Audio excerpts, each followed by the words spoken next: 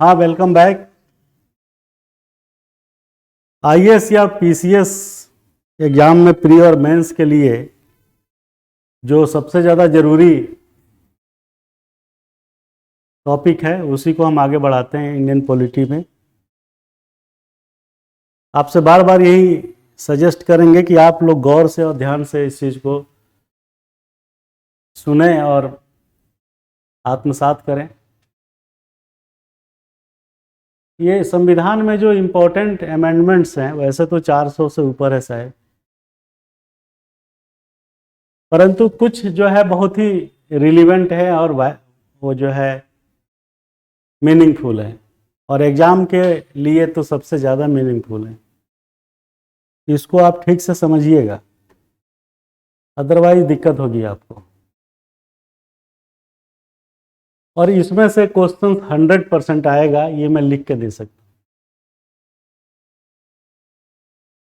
यह है महत्वपूर्ण संशोधन। अमेंडमेंट जो हुआ है उसमें से कुछ अमेंडमेंट्स को हमने उठाया है, वैसे तो बहुत सारे हैं, कई 100 अमेंडमेंट हो चुके, एग्जैक्ट फिगर मुझे ध्यान नहीं है। तो अब देखिए, महत्वपूर्ण संशोधन में एक है 86वां संशोधन। इसमें 2002 में यह संशोधन हुआ था और आर्टिकल 21 में 21A इंसर्ट किया गया था। 2002 86 संशोधन, ये पूरा याद रखिएगा। 86वें संशोधन 2002 में आर्टिकल 21 जो है उसमें 21A करके डाला गया था। और उसमें था क्या कि एक तपस मजुमदार कमेटी बनी थी, उसी की रिकमेंडेशंस पे ये काम हुआ था। और वो उस संशोधन में हुआ था कि 6 से 14 वर्ष के बच्चों का फ्री एजुकेशन दिया जाएगा। और ये जो है फ्री एजुकेशन उसका मौलिक अधिकार होगा। अच्छी बात है, 6 से 14 वर्ष के बच्चों को फ्री एजुकेशन मिलेगा और ये उसका मौलिक अधिकार है। प्रश्न यहाँ पे ये पैदा होता है,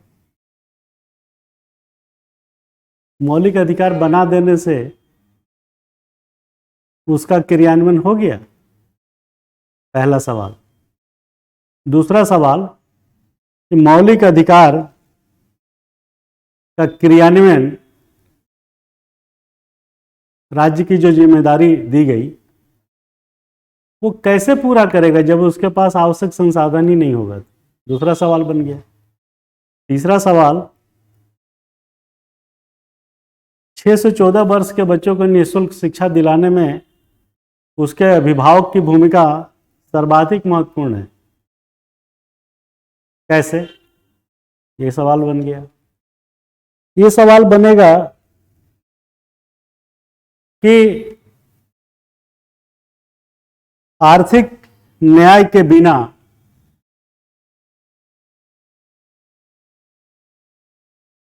किस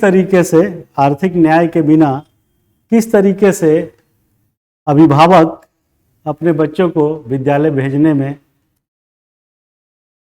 कंफर्टेबल महसूस करेगा।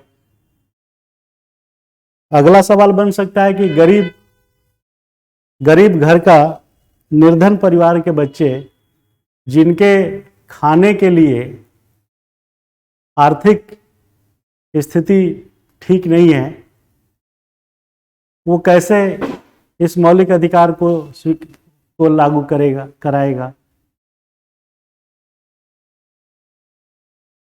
तो शिक्षा के अधिकार से पहले उसको आर्थिक अधिकार, उसको जीवन जीने के लिए आवश्यक जो मूलभूत सुविधाएं हैं उसका अधिकार, भूखे पेट न होत भजन गोपाला, किसी संत ने कहा हो। और दुनिया में हर चीज का बेस जो है क्या है? इकोनॉमिक्स। तो पहले तो उसको रोटी चाहिए ना। आप जाके देखिए शहरों में या गाँव में, अगर बच्चा 10 साल का है, 8 साल का है, कुछ कुछ काम करता है, क्यों करता है? क्योंकि उसके माँ बाप इतने सक्षम नहीं है कि उसे भरपेट भोजन दे सके। घर की बात तो दूर हो गई, जीवन जीने के लिए जो बुनियादी चीजें, रोटी कपड़ा मकान, तो रोटी तो पहले मिले उसे भाई। तो शिक्षा का अधिकार बनाने से पहले उसको भोजन का मौलिक अधिकार मिलना चाहिए ना।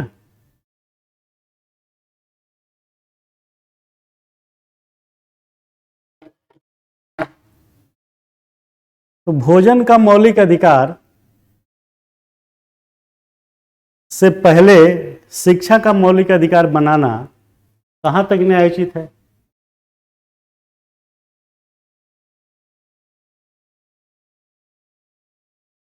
ये सोचने की बात है। यही क्वेश्चन बनेगा कि शिक्षा के मौलिक अधिकार प्राप्त करने की प्रक्रिया में कौन कौन सी बाधाएं, कौन कौन सी अड़चनें आपको दिखाई पड़ती है और उनका निराकरण कैसे किया जाएगा, ये बन गया क्वेश्चन। ये चीजें मैं एक लाइन में बोल के आगे बढ़ सकता था कि भाई महत्वपूर्ण संशोधन हुआ 86वां, और उसमें 21 इंसर्ट करके आपको जो है 6 से 14 साल के बच्चे को मौलिक अधिकार शिक्षा का बना दिया। और आप भी इतना ही पढ़ के आगे बढ़ेंगे। जितनी चीजें मैं समझा रहा हूं वो आप समझ नहीं पाएंगे अपने से, ना ही एग्जाम में जब आएगा तब आपको ये लगेगा कि यार ये क्या पूछ दिया। पूछ रहा है कि शिक्षा के मौलिक अधिकार को पाने के लिए पूर्व प्री कंडीशंस क्या क्या है और उनका निराकरण कैसे होगा। अब आप घूम जाएंगे, नहीं लिख पाएंगे, बता रहा हूं मैं, क्योंकि आपने सीधा पढ़ के आगे बढ़ गए। शिक्षा के मौलिक अधिकार से ज़्यादा जरूरी उसका भोजन का अधिकार प्रासंगिक है। कैसे?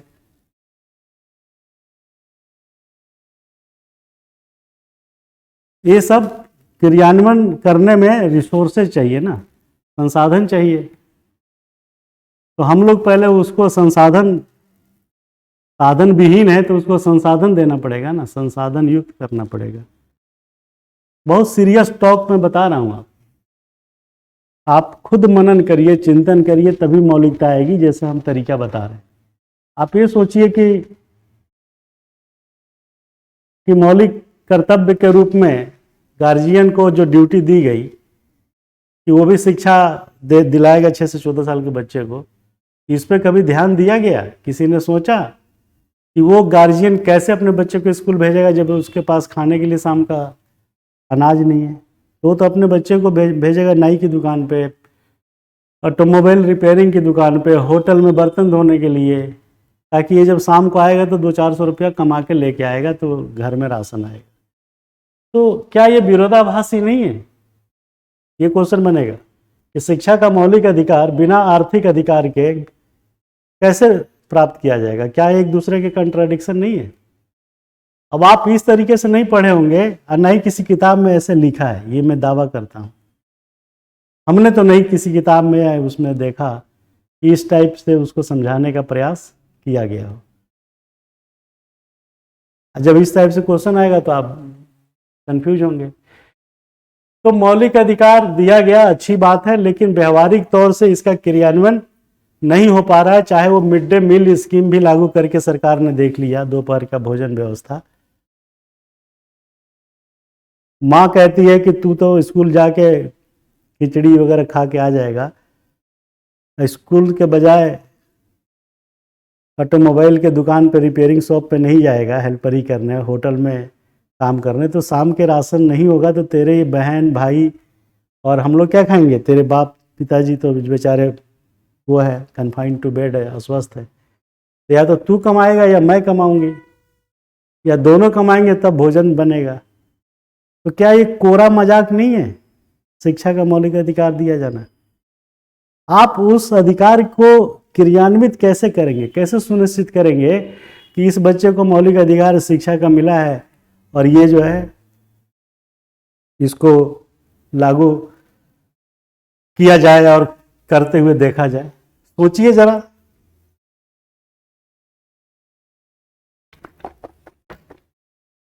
यही फर्क है हमारे में और दूसरे लोगों के पढ़ाने में। आगे बढ़ते हैं। उसी में उपयुक्त शिक्षा का अधिकार 51 ये मौलिक कर्तव्य में भी दिया गया है। ये गार्जियन का ड्यूटी है, पेरेंट्स की। 10 कर्तव्य पहले से लिखा है, तो उस पर तो कभी फोकस ही नहीं होता, और ना ही आप लोग जितने बैठे हैं उनमें से किसी को ठीक से मालूम होगा कि आपकी क्या क्या ड्यूटी है। लेकिन जब आप मौलिक अधिकार की मांग करने रिट पिटीशन दायर करिएगा ना, तो कोर्ट जो है पूछेगा सरकारी वकील से कि इनका मौलिक अधिकार का हनन क्यों हुआ, तो कहेगा कि इन्होंने मौलिक कर्तव्य की ड्यूटी नहीं निभाई अपनी। ये राष्ट्रीय झंडे का अपमान किए, इनकी ड्यूटी है सार्वजनिक स्थलों को साफ सुथरा रखें, झंडे का अपमान न करें। ये झंडे के कलर का रुमाल बनाए हुए हैं, उस पर से माथा में लपेटे हुए हैं। सार्वजनिक सामाजिक वानिकी सोशल फॉरेस्ट्री नहीं कर रहे हैं, और चले आए ये कहने कि साहब हमारा पेड़ काट दिया। आपकी भी तो ड्यूटी है पेड़ लगाना, मौलिक कर्तव्य है। आपकी भी तो ड्यूटी है कि सार्वजनिक जगहों पे कोई न्यूसेंस ना क्रिएट करें, आपकी ड्यूटी है। आपको मालूम ही नहीं है, देश आज़ाद है, आप भी आज़ाद घूम रहे हैं, तो मौलिक कर्तव्य आपका भी तो है। तो जब मौलिक कर्तव्य के मौलिक अधिकार के बारे में कोर्ट जब सुनवाई करता है, तो वो मौलिक कर्तव्यों को भी साथ में देखता है कि आपने अपने अधिकार के साथ कर्तव्यों का पालन किया या नहीं किया। तो ये शिक्षा का अधिकार जो बच्चे का है, वो मौलिक कर्तव्य पेरेंट्स का बनाया। पेरेंट्स कहता है हमारे कर्तव्य बनाने से क्या फ़ायदा, हम तो रोटी के बिना शिक्षा मिल भी जाएगी तो क्या करेंगे, जिंदा ही नहीं रहेंगे। तो ये कोरा जो है कंट्राडिक्शन बन जाता है, मजाक बन जाता है, और इस पर क्वेश्चन आते हैं और आएंगे। उसी तरीके से आगे बढ़िए। 21A एब्सोल्यूट राइट है। एब्सोल्यूट राइट मीन्स संपूर्ण अधिकार है। नो, क्योंकि ये 21 के थ्रू जो है बहुत सारी चीज़ें ऐड हुई थी संविधान संशोधन में। क्योंकि राज्य पर्याप्त आधार एवं विधि द्वारा स्थापित प्रक्रिया के तहत ही right to life and liberty को प्रतिबंधित कर सकता है। Right to life and liberty, जीने का और आज़ादी का अधिकार जो मिला हुआ है,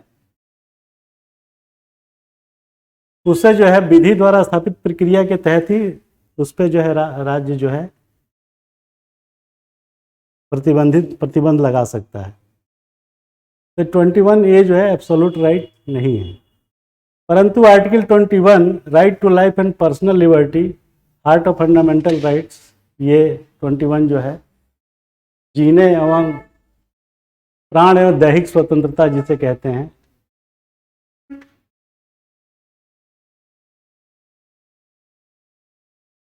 तो 21 जो है ये 21A तो ये है, ये 21 है, ये गलत लिखा है।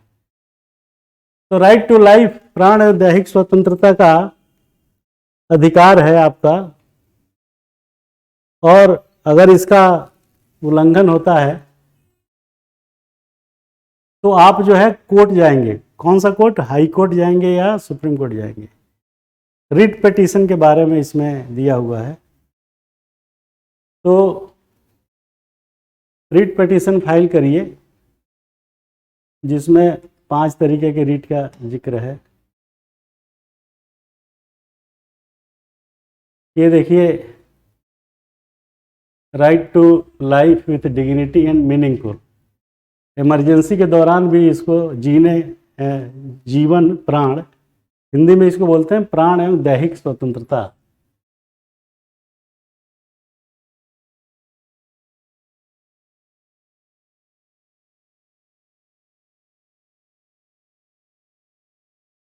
क्या बोलते हैं हिंदी में? प्राण एवं दैहिक स्वतंत्रता।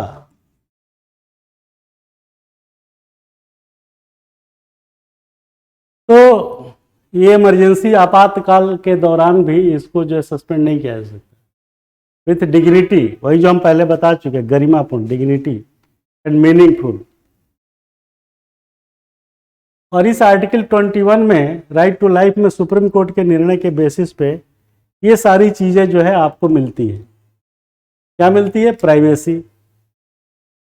प्राइवेसी का क्या मतलब है?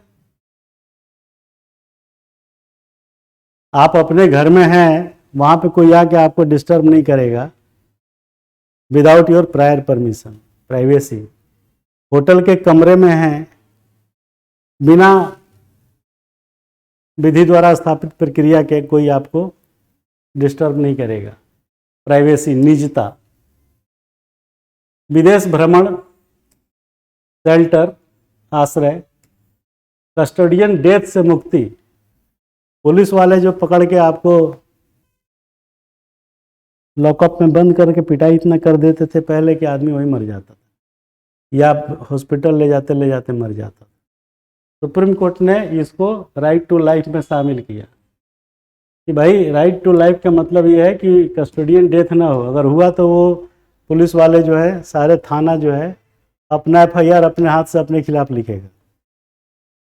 कस्टडी डेथ जो है आपने सुना होगा देश में 0 हो गया है। पुलिस वाले भी ले जाते हैं आपको तो बड़े दामाद की तरह चाय वाय पिलाते हैं, बैठाते हैं, मीडिया वाले के फोटो ने खींच ले कहीं, आपकी डिग्निटी को ठेस न पहुँचे। मारेगा भी नहीं, अब मारेगा भी तो बहुत दूर ले जाए, कहीं पीट पाट के ले आएगा जहाँ प्रूफ ना हो। तो कस्टोडियन डेथ से मुक्ति। सामाजिक न्याय और सशक्तिकरण। डॉक्टरी सहायता। अगर आप बीमार पड़ गए तो आपका एक मौलिक अधिकार है कि आपको तुरंत जो है मेडिकल एड मिले। शिक्षा का हक, ये पहले हो ही चुका। Pollution and free water and air. Pollution free water माने पानी और हवा जो है प्रदूषित ना हो। Protection of under trials. आपके खिलाफ कोई ट्रायल चल रहा है कोर्ट में तो सरकारी वकील मिल सकता है, या कोई और वकील सरकार दे सकती है, जैसे कसाब के केस में दिया था। जब हम लोग विदेशी नागरिकों को वकील करके देते हैं तो आप तो अपने देश के हैं, तो उससे आपको अंडर ट्रायल जो कोर्ट में कार्रवाई है उससे आपको प्रोटेक्शन मिला हुआ है। Right to life and suicide. Right to life and suicide. जीने के अधिकार में मरने का अधिकार भी एक तरीके से शामिल है। पहले बीच में सुसाइड को क्रिमिनल ऑफेंस कर दिया गया था, बाद में फिर हटा लिया। अगर आप नहीं जीना चाहते हैं तो आत्महत्या कर सकते हो अपने आप से। पहले क्या था कि आत्महत्या करते समय अगर आप बच गए तो सरकार आपके खिलाफ क्रिमिनल केस दायर करती थी, क्यों तुमने सुसाइड किया। कुछ साल ये चला, 309 पता नहीं IPC 309 था। बाद में फिर लगा कि गड़बड़ है तो सरकार ने उस एक्ट को, उस IPC की धारा को समाप्त कर दिया। तो आज की डेट में जीने के अधिकार में मृत्यु का अधिकार भी शामिल है। ये आएगा क्वेश्चन में, आप इसको आगे पढ़ के भाग मत जाइए, इसमें बहुत पेच है अभी। उसी तरीके से IPC 309, अच्छा हाँ वही जो मैं बोल रहा था, ये सुसाइड का था।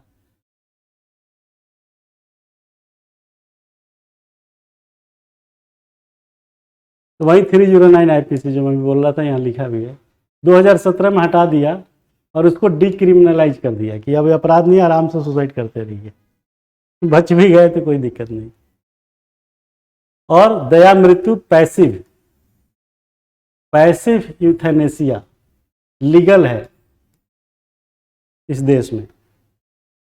दया मृत्यु का मतलब क्या होता है कि अगर आप कोमा में है, जिंदा तो हैं लेकिन आप जो है मरणासन के कगार पे हैं, तो आपको डॉक्टर जो है इंजेक्शन दे के मार सकता है, वो फॉर्मेलिटी, ड्यू प्रोसीजर और ड्यू डिलीजेंस से सब का ध्यान रखते हुए। लेकिन एक्टिव यूथेनेसिया नहीं है। एक्टिव यूथेनेसिया का क्या मतलब हुआ कि आपके चाहने से कि मुझे डॉक्टर सुई दे दे जहर का हम मर जाएं, ये नहीं है। और मरने की इच्छा है तो फिर आपको जाना पड़ेगा सुसाइड करने, लेकिन आपके कहने से डॉक्टर आपको नहीं मारेगा। तो दैट इज एक्टिव यूथेनेसिया, वो आपका हक नहीं है। समझ रहे हैं ना? एक्टिव यूथेनेसिया का हक आपको नहीं है। आप किसी डॉक्टर से या किसी दोस्त से कह के कि यार मुझे जान से मार दे, मैं चाह रहा हूँ मर जाना, वो नहीं करेगा, गलत है, इलीगल है, अवैध है। उसके लिए आपको मरना है तो आत्महत्या करनी पड़ेगी, नहीं तो फिर डॉक्टर के पास पैसिव यूथेनेसिया में जाना पड़ेगा, और वो जो है तभी करेगा जब पूरा प्रोसीजर जो है फॉलो हो। अब आगे हमने एक सवाल बनाया है इससे रिलेटेड, ये देखिए, मौलिकता देखिए इसमें कि क्या जीने का अधिकार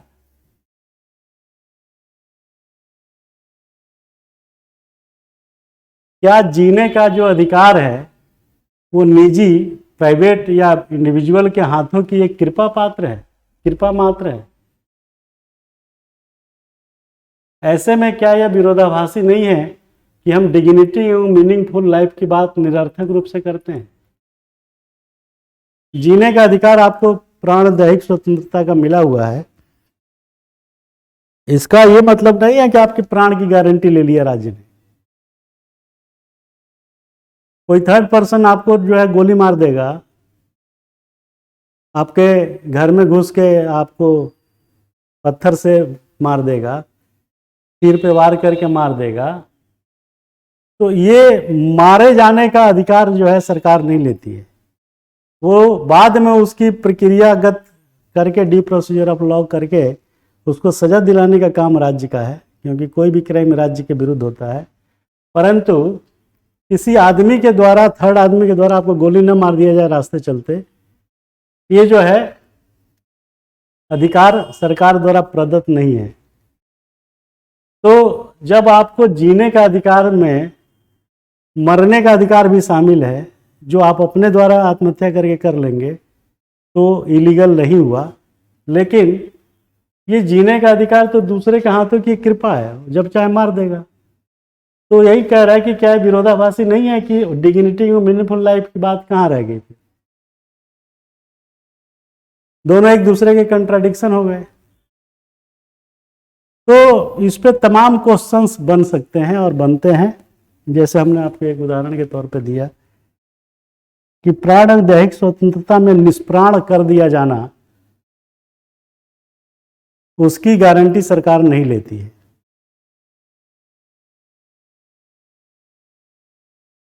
तो कहने का अभिप्राय यह है कि डिग्निटी क्या है आपने ये समझा, मीनिंगफुल लाइफ क्या है आपने ये समझा, आपने ये right to life and suicide क्या है ये समझा।